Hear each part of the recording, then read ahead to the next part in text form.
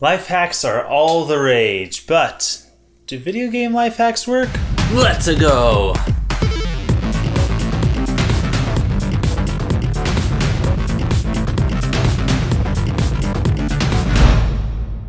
You ever read Lifehacker? Oh yeah, really? I read it all the time. What? I see. Well, it's been a while since I've been into it, but Mental Floss does videos on this, where they test life hacks to see if they work. It's very comical when they don't work, and it's great when they do. But for video games, it's a little bit more difficult to find.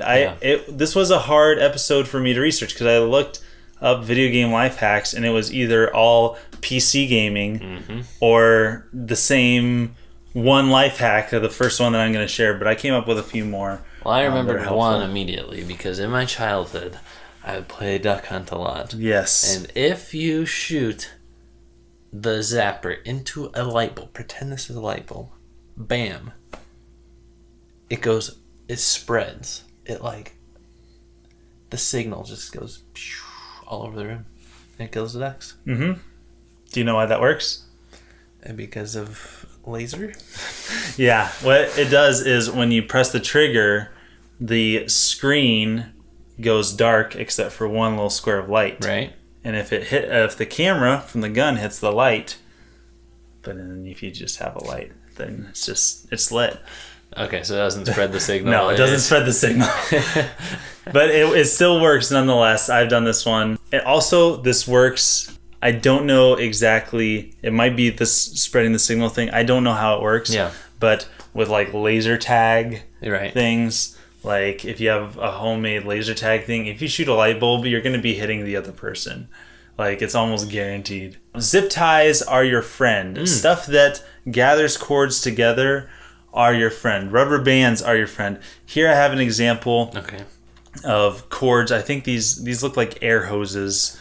Or hoses of some sort. Yeah, all tied together, separated by zip ties, so they're not all just in one big bundle. Horizontally and vertically. Yes. Very cool. Now, I don't have zip ties, but I just got myself one of these switches, the video output and input switch, and I've organized it, all my cords, with rubber bands and this thing. Now, I can't remember what this thing's called. It's from a company called Cocoon.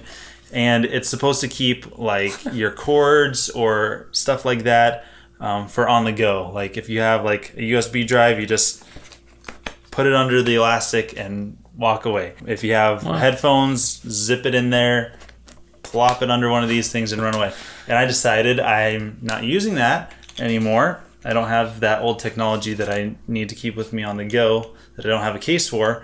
And so I use this thing to keep all my cords straight. This is the output switch, and these are all the inputs. So congratulations. It works well for me so far.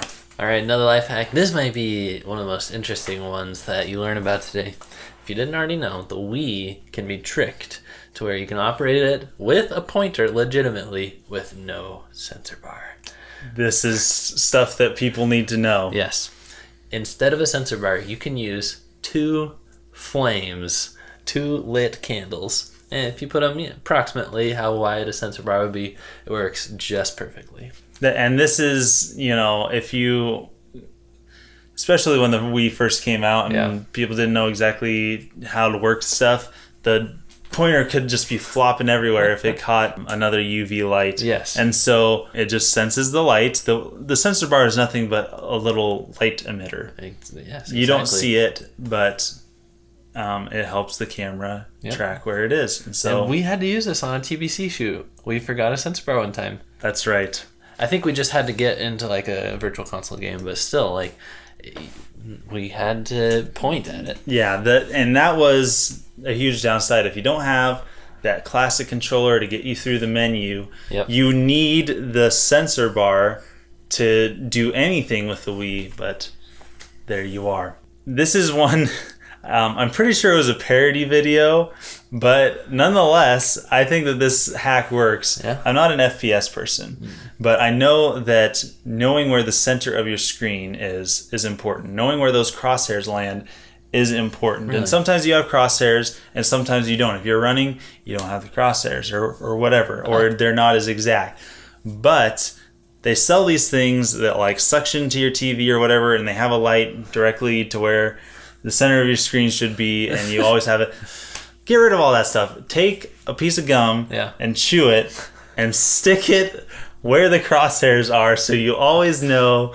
You need to do this for Splatoon.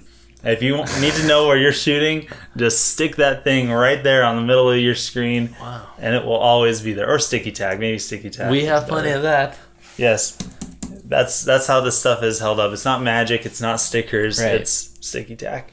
And it's a good thing we didn't actually like apply these decals anywhere because we've moved so many times. Yeah.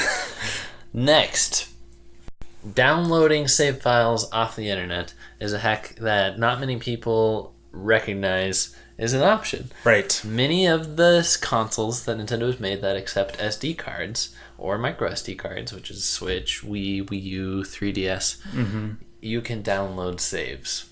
And even consoles that don't have SD cards plugged in directly to them, they make adapters and stuff. That's right. Saves can be just shared like any other file. That's right. And this can be used to do like modding and stuff like that, like, you know, Other M, or not Other M. I keep Project M. I keep saying Other M when I mean Other Project Smash. M. Yeah, the Other Smash, Yep. Other S, and Balance Brawl and stuff like that. Homebrew stuff works off of SD cards and saves. But if you just like really need something unlocked, or like you don't have the time to unlock it, there's your hack. Yep. Literal hack. This is true in most cases, is that wired connections are faster than wireless connections. Right. If you have a Wii U, I think it, and you want to be playing online, I think Switch. or Switch, I think it's worth getting an adapter. Yep.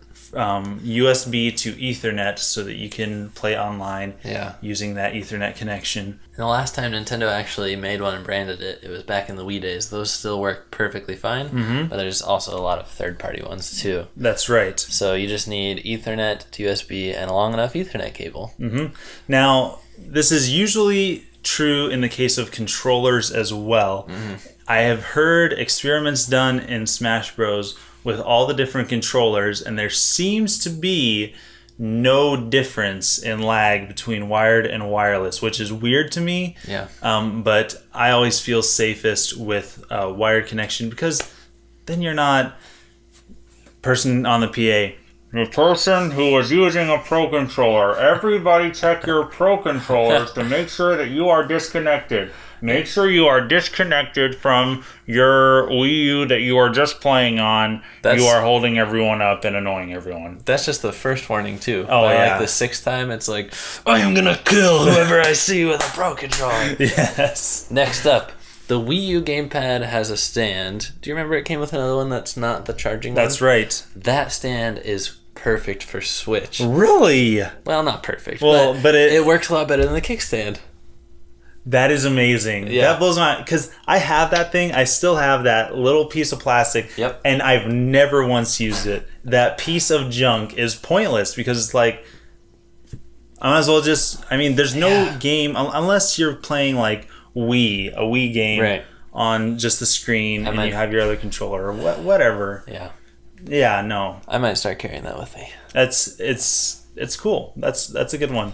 Because it really wasn't that useful for Wii U. Like, you just plug it into a charging one. Yeah, that's what you're going to use. So thanks, Nintendo. Thank you. Thinking far ahead. Yes. Speaking of Switch controllers, and this was news to me until the Switch came out. Switch controllers can be connected to your computer. Like, you know how everybody be using PS4 or PS3 or Xbox 360 controllers for their computers. Yep. If you want to play a game on your computer that's not an FPS or ST or RTS or whatever games you play on your computers nowadays, if you're playing platformer on your computer, if you want a controller, you can use your Switch. It's a Bluetooth controller. You can connect via Bluetooth as long as you have a Bluetooth receiver on your computer. Use that. You just have to unsync it from your Switch and sync it to your computer. Congratulations, you've watched the last life hack. This is a Super Smash Bros. Specific one.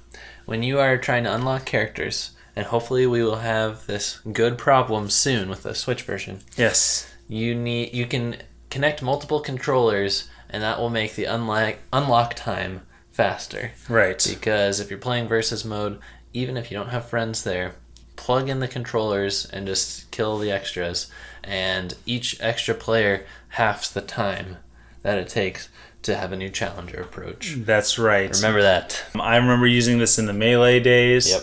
Plugging 4 controllers in and, trying to unlock Mewtwo in Game & Watch because it took so darn long I know. to unlock him. 20 hours, I think it was? Yep. But that's 5 hours if you have 4 controllers, or even 10 hours, half the time if you have 2 controllers plugged in. Yep. Thanks for watching. Thanks for being part of the crew. Don't forget to check out our website, twobuttoncrew.com, where we have content every single day of the week. See you guys next time. Signing off.